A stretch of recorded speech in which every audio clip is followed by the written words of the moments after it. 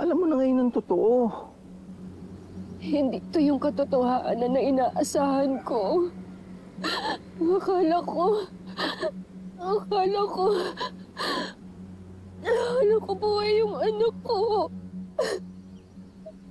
Oo, alam ko masakit yan.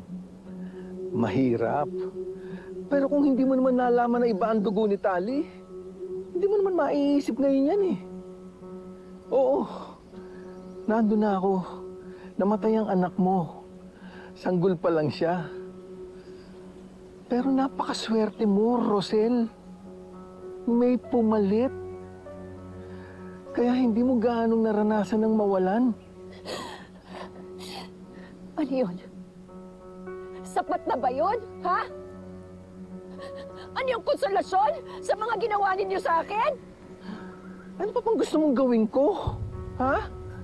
O sige, pakulong mo kami ni Malu. May magbabago ba? Ha? Pag ginawa mo yun? Rosel, wala na tayong magagawa. Kundi tanggapin na lang natin ang mga nangyari.